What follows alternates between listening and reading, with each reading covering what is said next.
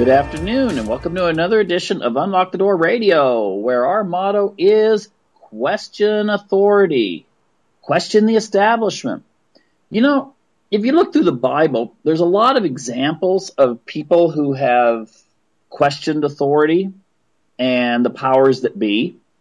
And one of those examples, one of the best examples, I think, is none other than Moses. And you know, with the new movie Exodus: Gods and Kings, which maybe is a modern version of the Charlton Heston Ten Commandments, at least kind of based on the same events, I think a lot of people may be, exploring who Moses was, what he was all about. And of course, that's going to intersect with the Ten Commandments. The title, of course, of the original 1950s movie, I believe, with Heston. And, the Ten Commandments, I think, should be explored from a standpoint, maybe a little bit from a secular standpoint, which a lot of times gets ignored. Because usually when we hear the Ten Commandments, they're within a context of religion. You hear them in church or synagogue, I guess mosque, because the Quran also has the Ten Commandments. And the thing is that what I would like to do tonight is to go over the idea of how the Ten Commandments make really good psychological sense. So I'm not going to deal a lot with religion. I'd like to, but for the purpose of this show, I would like to just go ahead and deal with this from a psychological point of view. How do the Ten Commandments impact on an individual or even a society being more psychologically stable, healthy, and ultimately happy? So let's just go ahead and take a look and see if you had a society that went by these rules or ways of living, just what would be the benefits? Okay, let's start in reverse order, though, because the first few commandments are actually dealing more with the religious aspect. Now, I'll get to those, but I want to deal mostly, like I said, with the more psychological or even sociological aspects of it. Now, if we look at number 10, you shall not covet your neighbor's wife, and you shall not desire your neighbor's house, his field, his manservant, his female servant, his ox, his donkey, or anything that is your neighbor's. Now, essentially, the message here is be satisfied with what you've got. That doesn't mean it doesn't actually say that you shouldn't strive to maybe have something as good. It's not saying that if you're living in a dirt hut and your neighbor has built a really nice home, that it's wrong if you try to copy it. What it's saying is that you should not sit back and be jealous of it. You should not let it eat at you, that you don't have something your neighbor has.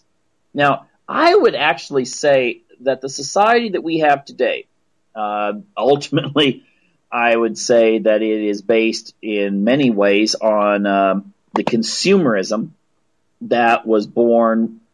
I guess he wasn't everything, but he is kind of considered the father of modern advertising, Edward Bernays.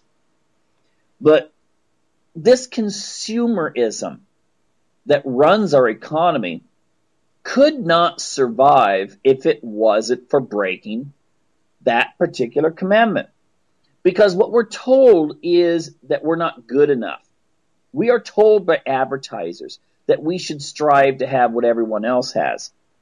And I think ultimately it psychologically doesn't say go steal it, but it does give this sense of feeling inadequate, feeling less than someone. And of course, it makes it to where you really want that same thing that other people have. I will say, too, in a political context, that is definitely something that is promoted. When you have someone saying, well, we need to take money from one person and give it to another. ultimately, if you base this on the idea of, well, we're going to just redistribute wealth, then you are saying we're going to take from one person and give to another. Now, I am not saying that this is in some way a defense of the rich, because many of the richest people we have in America today got their money through using the power of government. Goes totally against what Adam Smith said. Adam Smith said the government should not be involved in the corporate life of a society. But what we have today with the military-industrial complex and other businesses, other corporations, is the idea that if you don't have a product that people can afford or they really want, you go to the government and you say, hey, we need to force the taxpayers to pay for this. And many multi-billionaires today got that way because of the power of government. If it wasn't for the government being there to actually redistribute the wealth from the middle class to, in this case, the rich, then these people wouldn't be rich. And, of course, then on the other side, there are people in politics who tell the poor people, take a look at what everyone else has. And ultimately what they point to is not the rich guys. They don't show pictures of people on yachts and stuff like that. But ultimately, it seems their message is based on, look what the middle class has. And the only way you're going to get it is if we take it for you and give it to you. So again, it's based on coveting. Ultimately, the people that really get screwed are the middle class because they don't benefit from this, but they pay a lot of taxes into the system.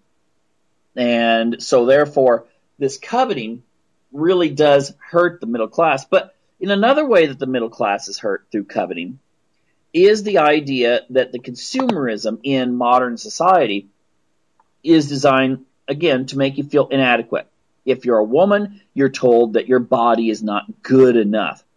The way God made you is just not adequate. Maybe you need bigger breasts, smaller breasts, larger rear end, smaller rear end. Maybe you need a nose job. Maybe you need a lip job. Maybe you need electrolysis. Maybe you need this. Maybe you need that. This is a message that comes across loud and clear, especially aimed at young teenage girls who are not really at that point of being able to filter out the message and see the motivations of the advertisers that are trying to sell them.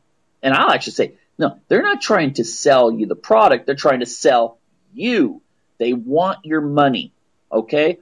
And what they do is they tell people with showing images, photoshopped images, all over the so-called, women's magazines especially, and fashion and stuff like this, that you need to, since you're not adequate, you need to buy stuff to make yourself adequate. And when you see someone who has something better than you, or allegedly has a body better than you, of course that body's probably been processed, and it's probably not even one body, it's several bodies blended together. You take one model with perfect legs, another one with so-called perfect breasts, someone else with this, that, and you put it all together, and then voila, you have the model that you show on the billboards, or in the magazines, or on TV. The thing is, this is not making people happy. Men are told also, I'm not going to just, take the feminist perspective there, which is often, what we hear feminists complain about when it comes to body image, but men are also told this, but usually not with their bodies. It is actually with their finances. You're not rich enough. Why aren't you at 30 financially stable? Why don't you have this? Why are you not here? Why don't you own a house right now? You don't have a retirement fund and you're 50? Well, you are inadequate. And this is a message that, again, is aimed at the male out there. Finances, women, it's usually aimed at looks, but also finances as well. Now, the thing is, there's always ways that you can compensate, as both Adler and Freud point out with compensation. If you feel inadequate, you try to find something to make yourself more adequate. So, therefore, the advertiser's there with the product. Here, buy this big car if you don't feel like you're manly enough. Go out and spend.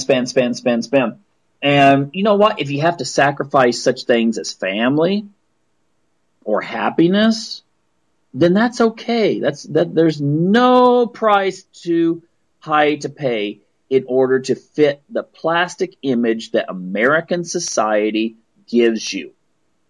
Okay? No price is too high at all. Now, along with this, the whole idea of coveting what does not belong to you, we also have, we have a society that is going to, well, ultimately, the happiness will not come unless a person feels that they are adequate in and of themselves, that they're something special. Okay, it doesn't mean you sit out in the forest and just kind of contemplate nature all day and ultimately starve to death. It does mean though that you need to have gratitude for what you have. And that includes your body. It includes what your job, your wife, husband, children, whatever. You need to feel that this is something that is special for you. Otherwise, you're going to get depressed. But you know what? American society has a cure for that. It has all kinds of great drugs. You see them advertised on TV even, but they don't come out and say you can buy it. What they say is, well, ask your doctor first, but you know what? This drug will make you so happy. And now we have tens of millions of Americans whose personality is based on a bottle. Okay? And I'm not talking about the bottle that you see with the guy laying out on the street corner with a brown paper bag and passed out. But you know what? It's pretty close there psychologically. Yeah, sure, you can go up and you can go out and get work as opposed to the guy laying in the street. But the thing is, you're being sold this idea that you can find happiness through prescriptions. Now, I'm not saying that some people don't need some help when it comes to depression and other anxiety disorders and things like that.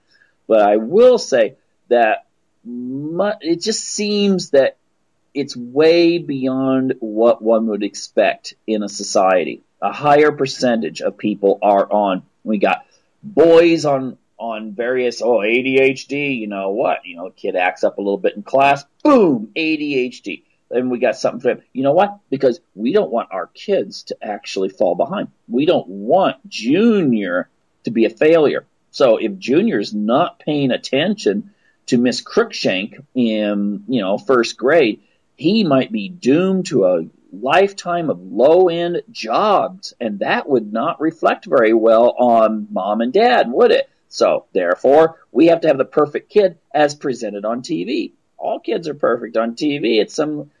You want this image of some sort of Disney Channel kind of glitzy childhood or something like that.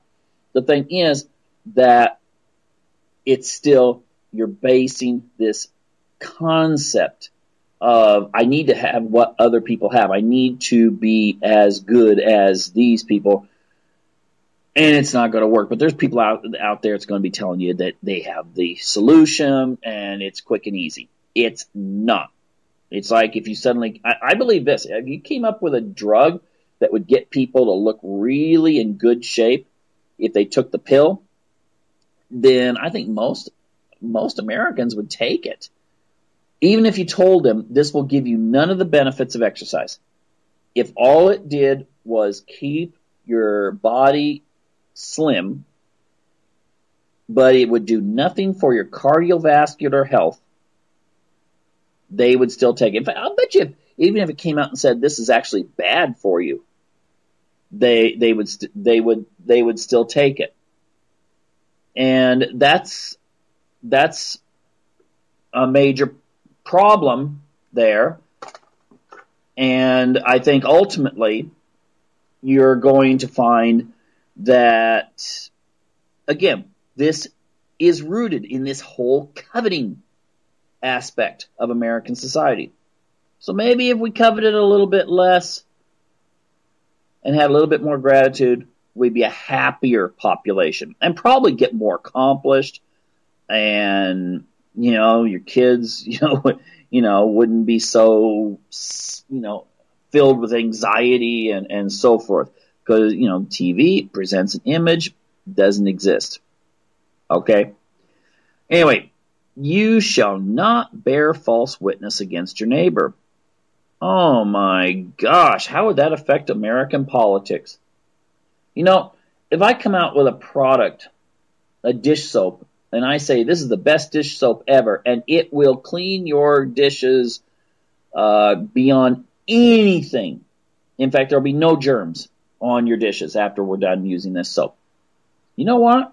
That's actually covered under advertising laws. You've made a claim that is, it's blatantly false if you say that this will knock out every bacteria on your dishes and so forth. So there would be a certain truth in advertising concept that would get down on you. But your politicians talk about bearing false witness. You get all of them doing it. And you know what? We praise it. As a society, well, at least the mainstream media gets on there and, this debate between this candidate and this candidate, so-and-so really had a good soundbite there. They really got the point across. They really communicated the idea they were trying to get across, even if it was a lie or a distortion. Okay? It's like saying, this candidate here does not support bombing Syria. They must love Assad. Or this candidate came out originally against the war in Libya. See, they must have been secret admirers of Gaddafi. And the thing is, this is the way our mainstream media works. And, to be honest, I just thought it was really atrocious the way that when Ron Paul would get up and give a straight answer and it was based on reality. I don't care if you like his libertarian politics or not. There's a lot of things I don't like about, the libertarian concepts. But he was honest. He let you know how he felt about things. And you know what? The media just kind of laughed. Look at that. And then some other candidate would say something that was, twisting words around and twisting concepts.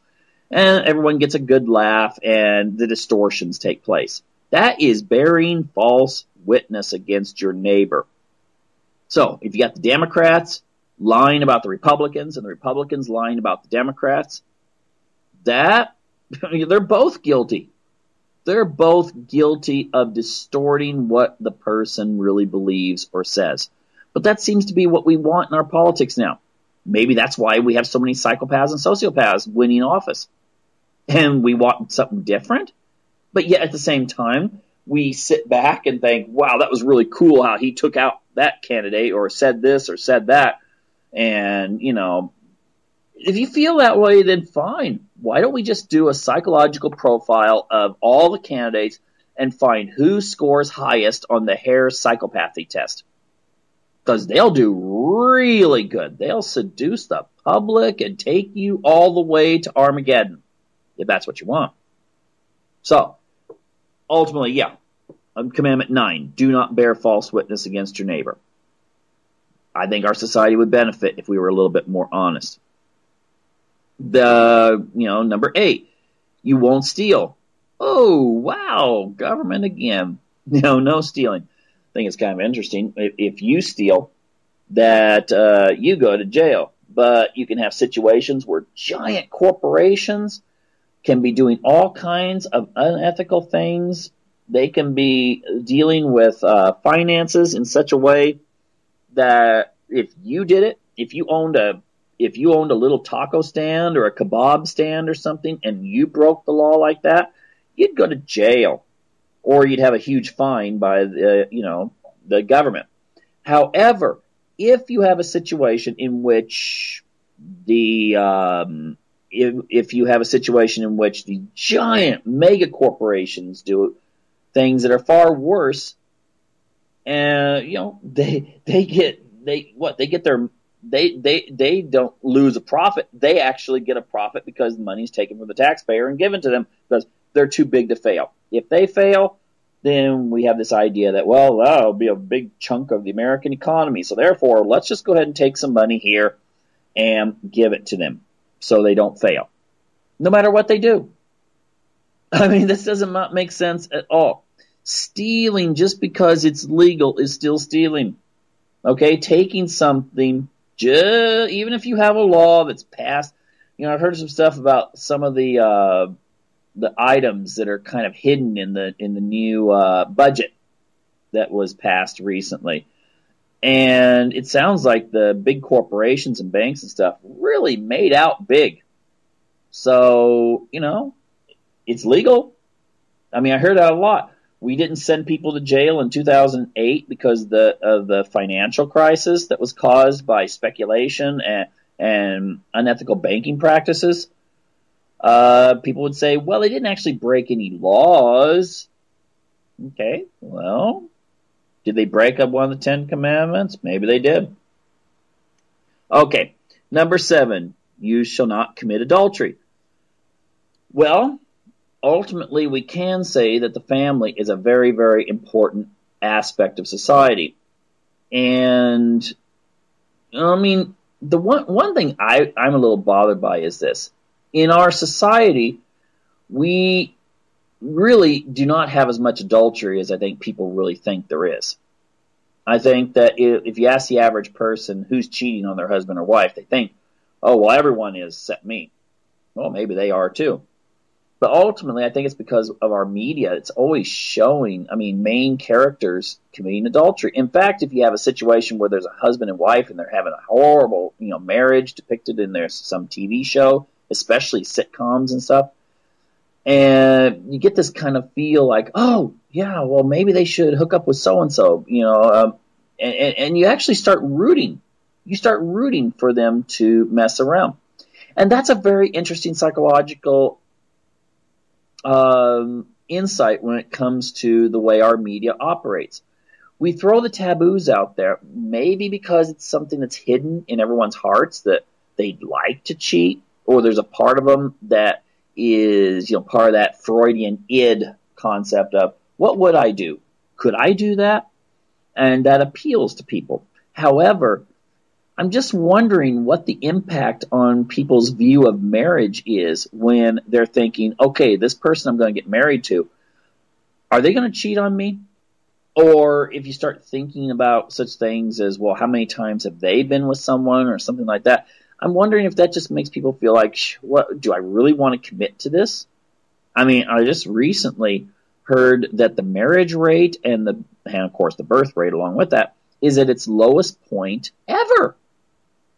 And young men, there was an article called The Sexodus. I want to deal with that in the near future in Breitbart. And a lot of young men are just giving up. They're just turning to porn or they become players. They feel like, well, I'm not going to actually commit to someone. I'm not going to put a ring on her finger because maybe they'll divorce me. This is something that is very bad, because then if you have men that are just basically starting to learn to use women, then the women, after their third or fourth being used in a significant length of relationship, they're going to turn into users as well. So you're going to wind up with a situation where everyone's going to be using each other until maybe when they start hitting their mid-30s, the woman's like, I'm losing my looks right now, and maybe if I want to have kids, I've got to settle down with someone. Unfortunately, the men, of course, there was an article recently that was called it was aimed at women. It was called 30 is the New 50, where it was saying that the men, when they start hitting their mid-30s or early 40s, start going, oh, wow, yeah, I'd kind of like to have some children and a family. So they start aiming at women that are 10 to 15 years younger.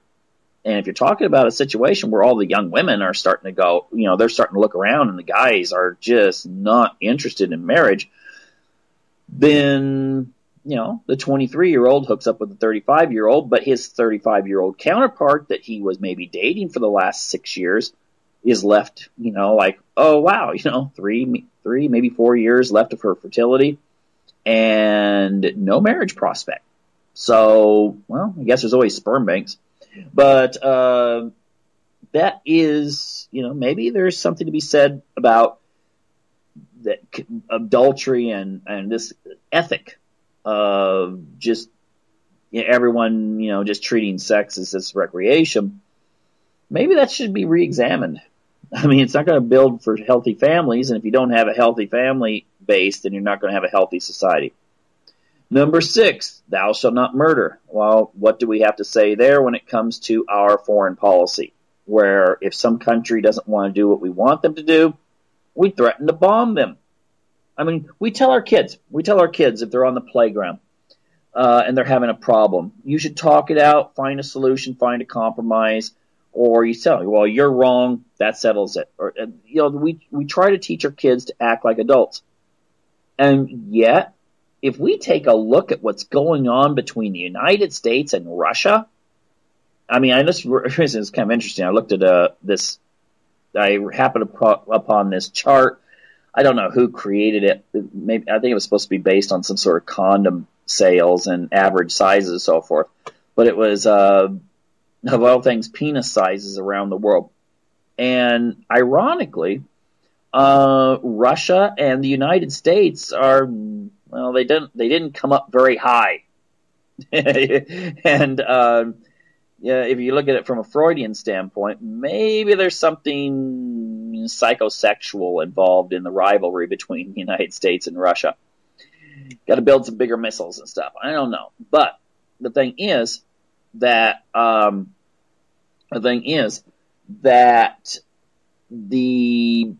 lost my train of thought there. I was going to make a joke, but I better not.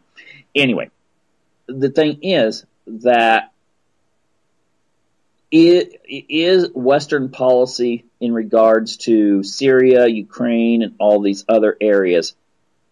And then, is this the way you solve problems? I mean, take a look at the mess in Syria. And then the United States is sort of like, oh, we didn't do that. Yeah, you did. And it wasn't just Obama. It was also some of the warhawk Republicans, the neocons, that have, I have to say this. If it wasn't, Obama, he's bad. But some of the Republicans, they're really bad. If they had their way, we would be over there doing all kinds of nasty things. And the thing is that where's the maturity in this whole system? Thou shalt not murder. How hard is it to basically say this would be a good policy? And then we get into the whole police brutality thing. Now, this is one thing that really bothers me. The media focuses on Ferguson. But over the past 2 or 3 years, I've been really paying attention to this whole police brutality thing and militarization of the police. And sometimes they shoot first and don't ask any questions later.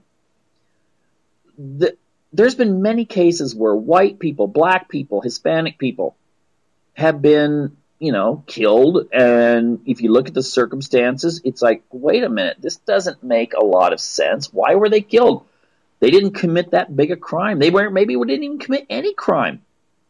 And sometimes they had this crime going on. And then when the videotape comes out saying, well, it shows that clearly they didn't, then, grand jury's sort of like, move along, nothing happened here.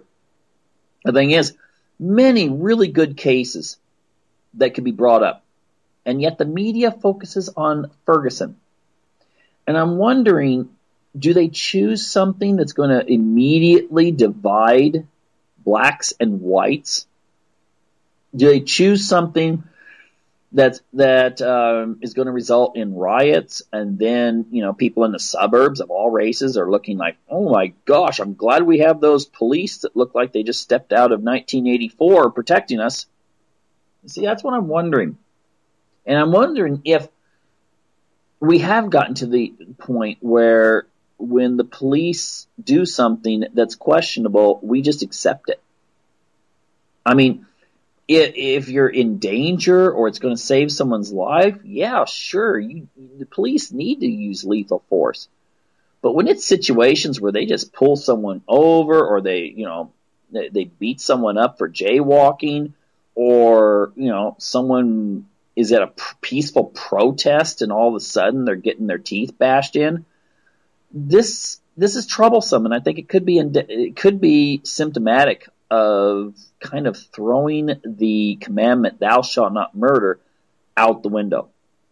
And then once we get to that point, once we start getting to the point where you get people getting on the news and saying, torture, there could be reasons why we have to have torture. And of course, on top of that, when you torture someone, there's always the possibility of death.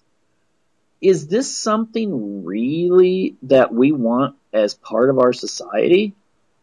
I mean, I can see if you have a situation like, I don't know, in the old Dirty Harry movie, I can't remember, it may have been the original Dirty Harry movie where the guy had buried the girl and, there was just enough oxygen left or something like that. And, Harry does some nasty things to the guy to get the information as to where, she's been buried alive. I can see that. Okay. But when you just take some poor goat herder that's probably been turned in by his friends in Afghanistan so they can get some money, or he belongs to the wrong ethnic or religious minority in Afghanistan, so he gets turned in, or in Iraq where someone might feel like they were just defending their country or something like that, and gets captured. Is it really right to torture them afterwards? I mean, and if you read some of the stuff, just look into some of the stuff that they were doing. I mean, talk about sadistic. I mean, and the government paid a bunch of money in order to develop this stuff. Only thing you had to do, essentially, I guess, is just, look at some of the horror movies on TV and probably, find some horror movie fan and say, what was your favorite scenes or something? They would have been able to write it down for free. I mean, this is not something I think is really good for our society. Now, then we go into, this is a very important one, and I think it gets ignored a lot. And that is the commandment, honor your father and thy mother as the Lord your God has commanded you, that your days may be long and that it may be well with you in the land which the Lord your God is giving you. That's an interesting concept in many different levels. First of all, it's the only commandment in the Ten Commandments that gives you a promise that your days may be long in the land. And I'm wondering, does that mean you as an individual will have a longer lifespan, or that you will hold on to whatever property your people have? I think it's both.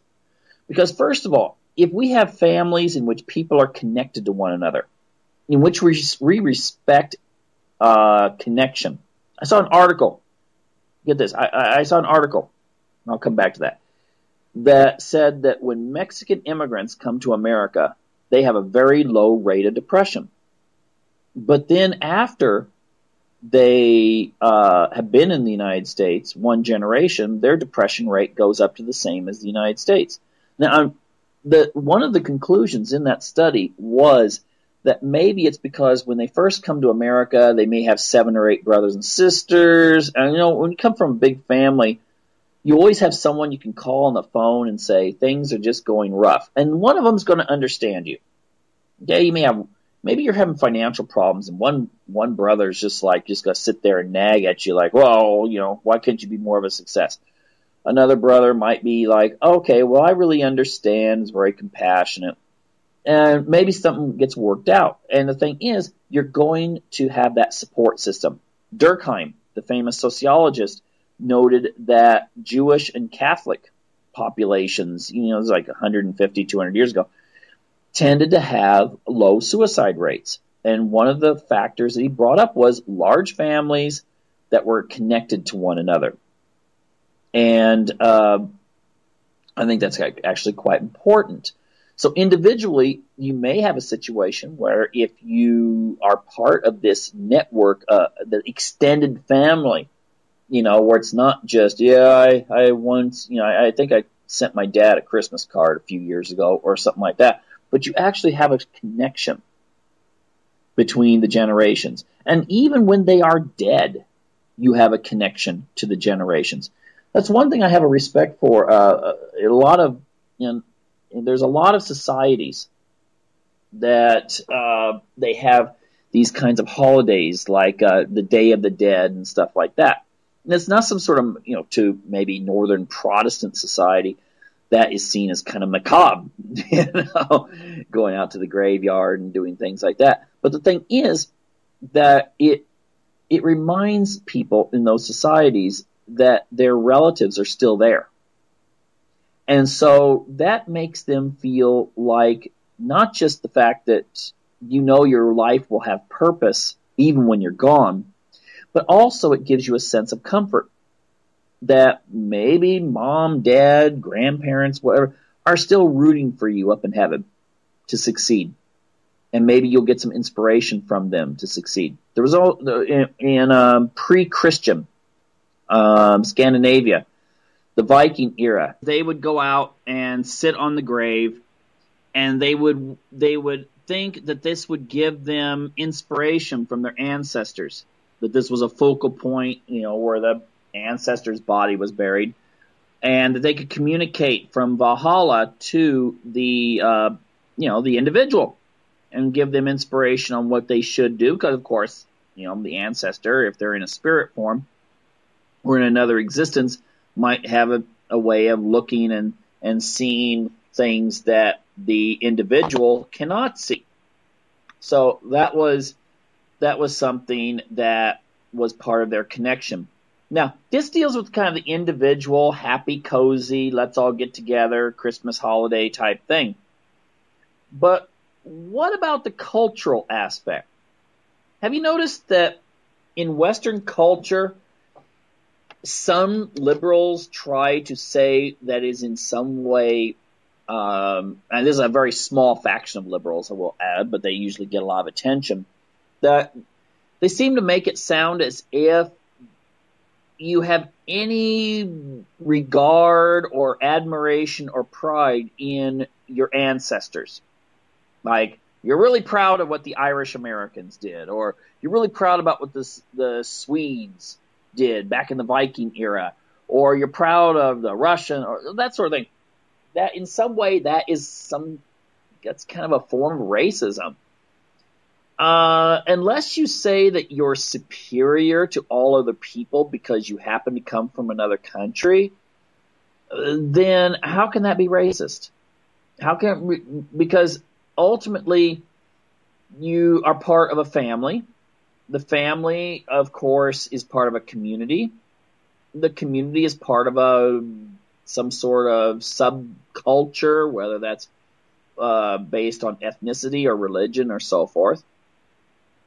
And then, of course, you're often part of a nation.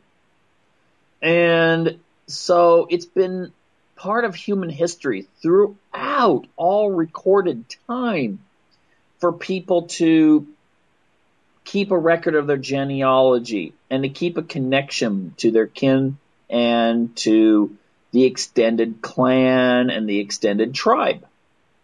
And the thing is that there seems to be a pressure to erase that. And I'm not so convinced that this is all part of some sort of strange plot from, some ultra-liberal sociology department somewhere in the United States. I'm wondering if this has more to do with this real excessive concern with population. And maybe the idea is that if people are strongly connected to their roots, then they're more likely to reproduce, because then that gives them a sense of continuing the chain. But if you break that, if you get people not to respect where they came from, to kind of think, okay, I'm an individual. It doesn't matter who my parents were or my grandparents were. And why should I honor their traditions anyway? It's a new era. 2014, soon to be 2015. Why do I need to keep up traditions that my ancestors had 100, 200 years ago?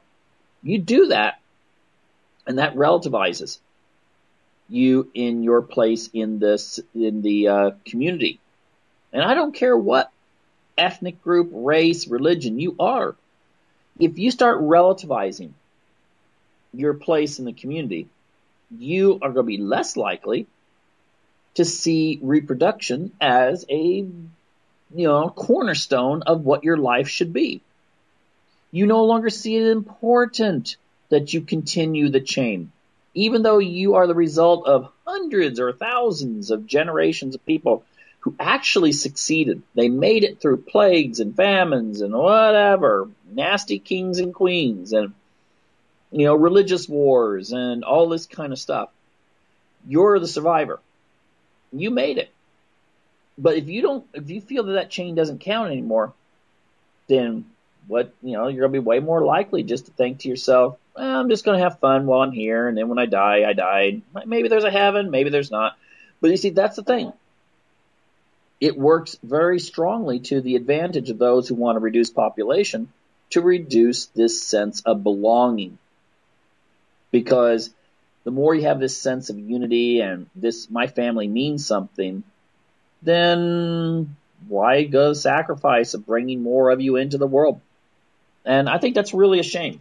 I think that's really a negative thing that's taking place in Western society, that people have lost sight of who they are and the traditions of their fathers. And I think in that sense, this is breaking the fifth commandment, to honor your father and your mother. And in that sense, when you do abandon that and decide, why should I have kids and let's have fun, then of course the people that still keep with the traditions of their ancestors they'll reproduce while you don't, and they'll replace you.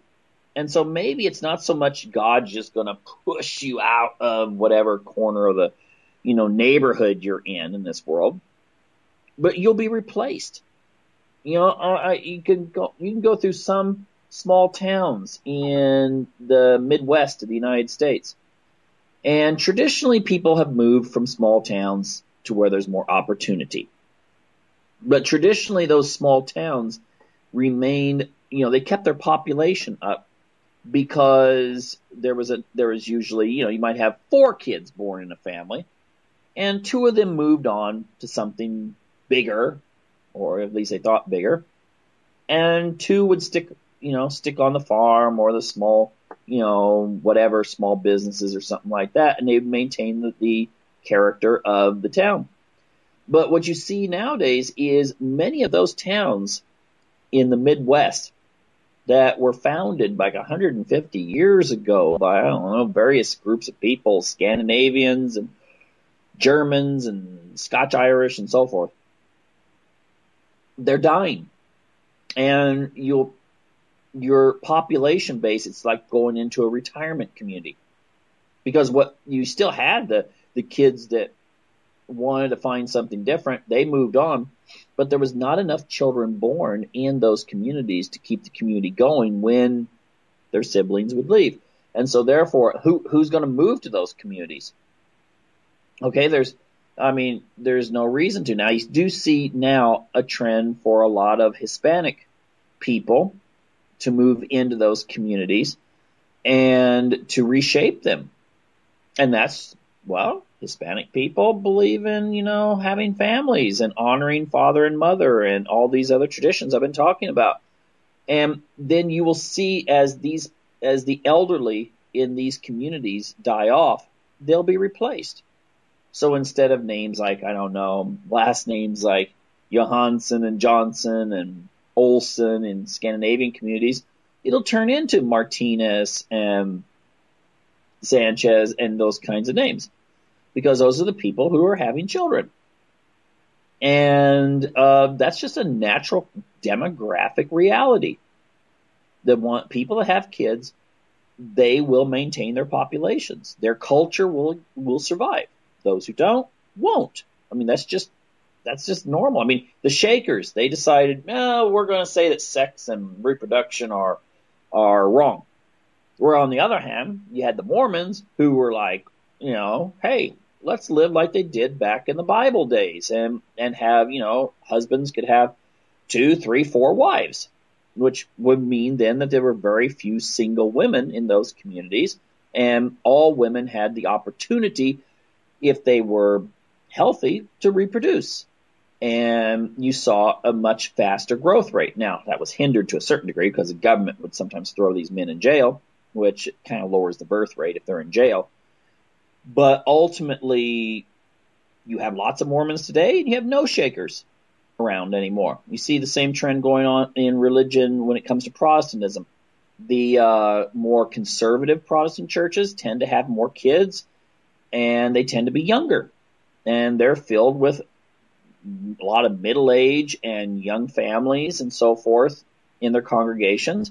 Whereas if you go to like what used to be considered mainstream Protestant churches, you might as well just be in a retirement community. Okay? There's no young people in them. And they will die out.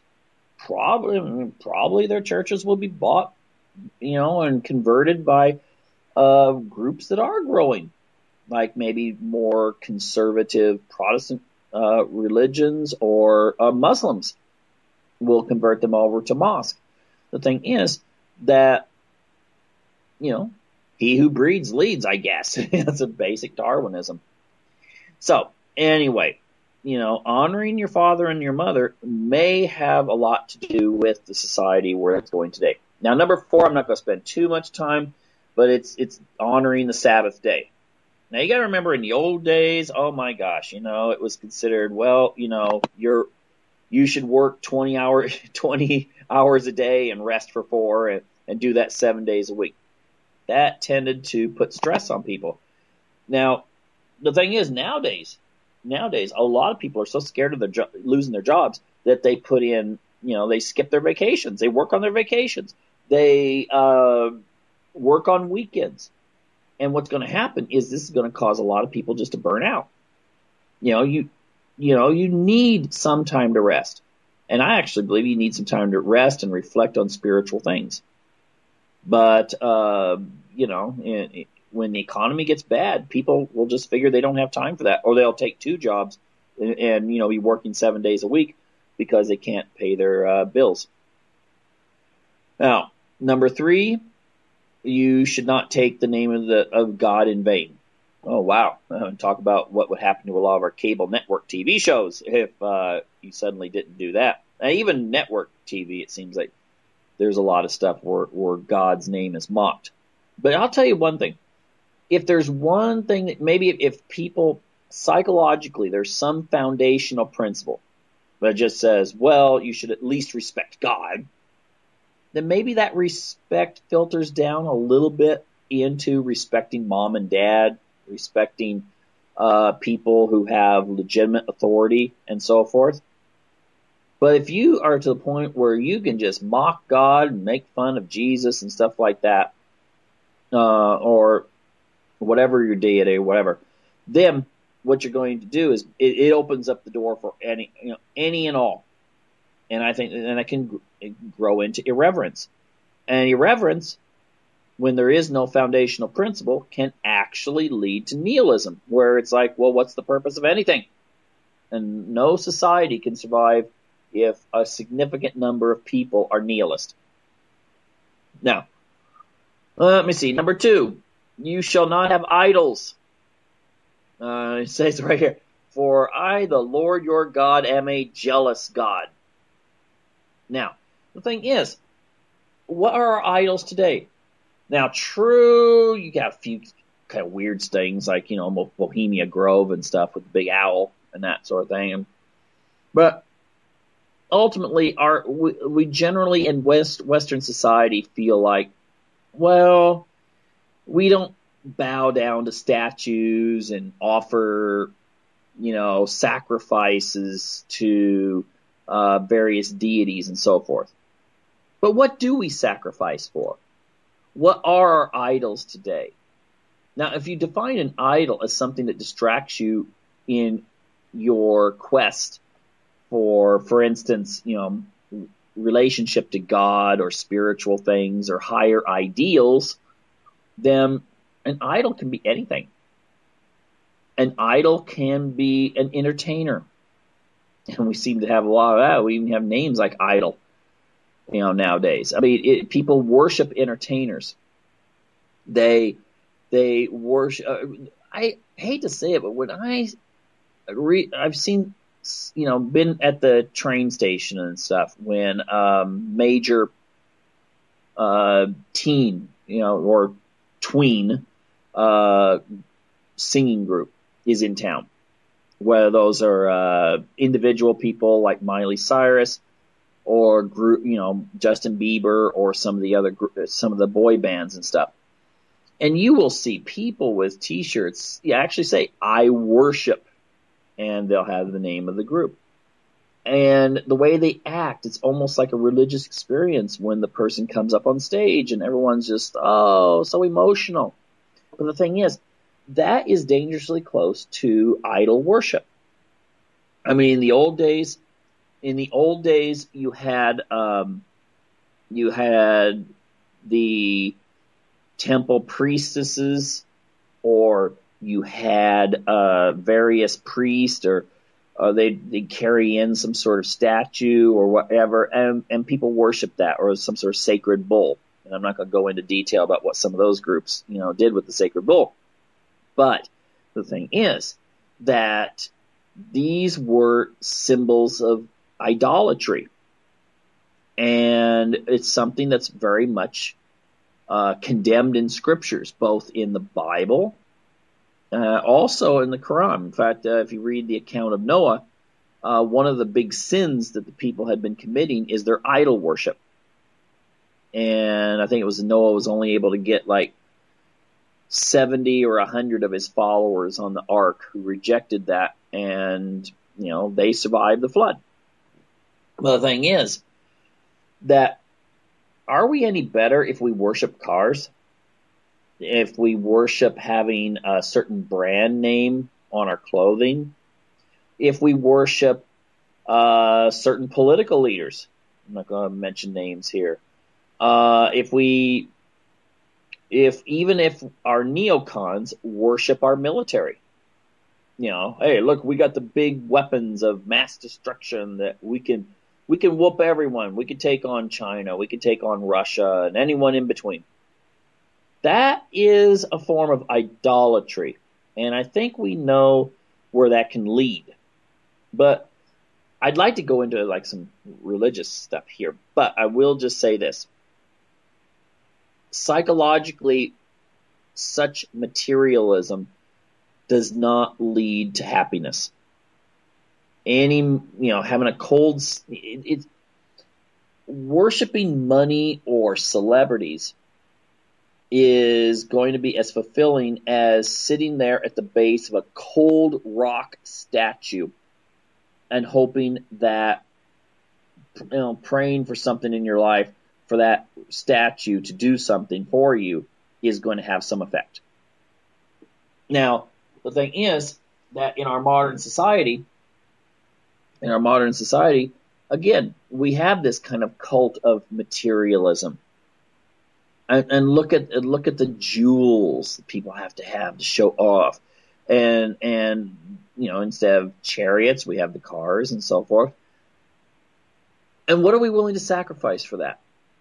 We're willing to again, I'm going to go back to that initial concept. People are willing to sacrifice family.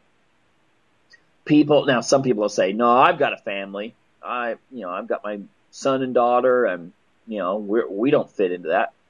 And then I would ask, what would happen if you found out the wife was pregnant with the third child? Okay? And, I was listening to a presentation one time from a guy who had decided he was just going to have a couple kids, but then he was active in like some anti-abortion movement or something. And he totally changed his viewpoint on children. He started seeing them as gifts of God. And I think that he and his wife wound up with giving birth to 9 children altogether. But he did say, how can you condemn someone who is poor and in the ghetto, 16, and gets pregnant for contemplating abortion, when middle-class Christian families, they have 2 kids, and all of a sudden they like, oops, something happened there, birth control didn't work, now pregnant again. And a little part of them thinks, well, wouldn't it just be easier to go get an abortion? That's how deep our idol worship has gone. Now, I will say this, though. There's some people probably responding to this like, yeah, but they can get sterilized. Well, now think about that for a moment. a person would be willing to cut off any ability to bring forth a family, maybe after they're 1 or 2 kids. And why is that? Oh, I could see health. If health is a concern, you've got a situation where it's a pregnancy could be bad, either for the baby or for the mother. Some sort of really weird genetic or bad genetic combination. 2 parents that have some genetic disorders, and they're like, I don't want to pass that on to my kids. I could see that. But not where it's like, oh my gosh, if we have a 3rd, 4th child, it could wind up cramping our style. Maybe we have to not have a new car. We have to buy a used car. Or maybe we have to drive a van instead of that nice sedan. And that sort of thing. And isn't that, again, getting really close to idol worship? And it also interconnects with some of the other aspects we've been talking about, such as, the family and your place in the culture. So think about that. I mean, I'm not telling people how many kids they should have. Ultimately, that's something that you can't dictate to someone. But the thing is, have you really considered what, in our society, it's A-okay to tell someone, oh my gosh, you've got 2 kids and you're thinking of having more? Or seeing a family of 5 at the store and thinking to you might not say it, but you want to. You want to. You want to say, how can you have 5 kids? How can you manage that? Making it sound like it's some sort of aberration. Okay? The thing is that that's okay in our culture. That's perfectly fine to question.